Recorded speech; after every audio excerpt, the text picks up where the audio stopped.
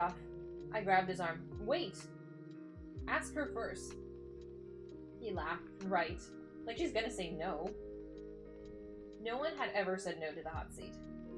Any reluctance to answering personal or embarrassing questions always yielded to the lure of appearing on TV. If anyone could resist that lure, I figured it would be Stargirl. That day after school, Kevin came at me, thumbs up and grinning. It's a go. She said yes. First, I was surprised. This didn't fit my impression of her. I didn't know that this was an early glimpse of something I was soon to see much more of. Behind the dazzling talents and differentness, she was far more normal than I had realized. Then I was elated. We yipped, we high-fived, we saw visions of our most popular show ever. This was mid-January. We set the date of February 13th, the day before Valentine's. We wanted a full month for build-up. With my resistance gone, I jumped in with both feet. We planned a promo campaign. We got art students to do posters. We jotted down questions for Kevin to ask in case the jury ran out. Fat chance that was happening. We didn't have to post the usual jury notice. Dozens of kids volunteered. And then things changed again. In the courtyard of our school stood a 5-foot sheet of plywood in the shape of a roadrunner. It was a bulletin board, strictly for student use, always taped and tacked with messages and announcements. One day we found the following computer printout taped to the plywood roadrunner. I pledge allegiance to the United Turtles of America and to the fruit bats of Borneo, one planet in the Milky Way, incredible with justice and black bean burritos for all. Handwritten across the bottom were the words, "This is how she says the Pledge of Allegiance." No one had to tell us who she was. Apparently, she was overheard in homeroom as we said the pledge each morning. As far as I knew, we were not a particularly patriotic bunch. I didn't hear people saying that they were offended.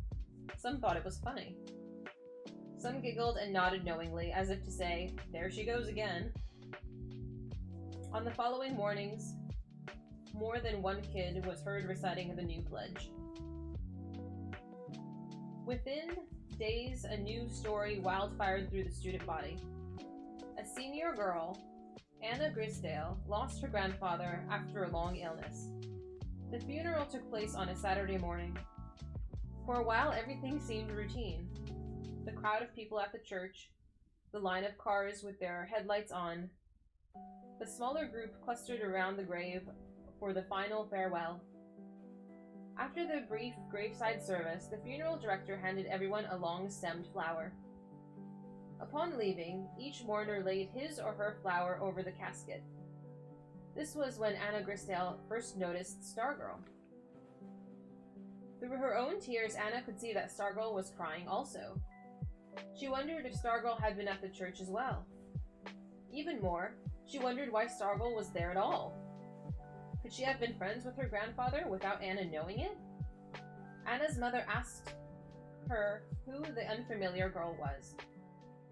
Afterward, the mourners were invited to Anna's house for lunch. About 30 came. There was a buffet of cold cuts and salads and cookies. Stargirl was there, chatting with the members of the family, but not eating or drinking anything. Suddenly, Anna heard her mother's voice. It was no louder than the others, but it was different. "What are you doing here?" Sudden stillness. Everyone staring. They were in front of the picture window. Anna had never seen her mother so angry. Mrs. Grisdale had been very close to her father. They had built an addition to their house so he could live with them. She glared down at Stargirl. "Answer me!" Stargirl gave no reply. "You didn't even know him, did you?" Stargirl said nothing. "Did you?" And then Anna's mother was flinging open the front door and pointing, as if banishing her to the desert. "Leave my house." Stargirl left. Danny Pike was 9 years old. He loved to ride the bicycle he had gotten for his birthday. One day after school, he lost control and plowed into a mailbox. He broke his leg. That wasn't the worst of it. A blood clot developed. He was airlifted to Children's Hospital in Phoenix, where he was operated on. For a while it was touch and go, but within a week, he was on his way back home. All this was reported in the Micah Times, as was the celebration when Danny arrived at his home on Pinion Lane. The 5-column photo in the Times showed Danny on his father's shoulders, surrounded by a mob of neighbors. In the foreground was a new bike, and a big sign that read, "Welcome home, Danny." It wasn't until days later that the front page photo appeared on the Plywood Roadrunner. We gathered around to see something we hadn't noticed before. An arrow from a thick red felt-tipped marker pointed at one of the tiny faces crowded into the frame. It was the face of a girl, beaming as if Danny Pike were her little brother back from the dead. It was Stargirl. And then there was the bike.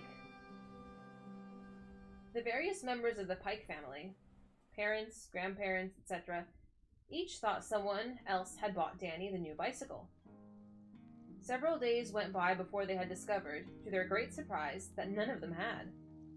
So where did the bike come from? High schoolers who heard the story and saw the picture had a pretty good idea. Apparently the Pikes did not. The bike became the focus of a family squabble. Mr. Pike was mad because nobody he asked would admit to buying the bike, and probably because he hadn't done it himself. Mrs. Pike was mad because no way, not for at least 1 year, would she allow Danny back on wheels. One night, the new, still unridden bike wound up at the Pike's front curb with the trash cans. By the time the trash collector came the next day, it was gone. Danny got a BB gun instead.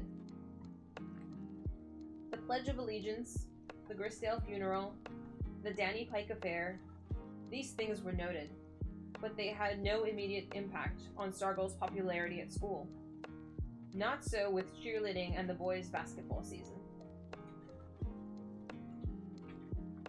That was chapter 10.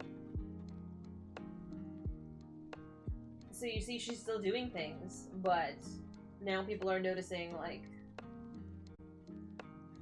she's actually everywhere. Now, see, now there's like I think there's like a little bit of doubt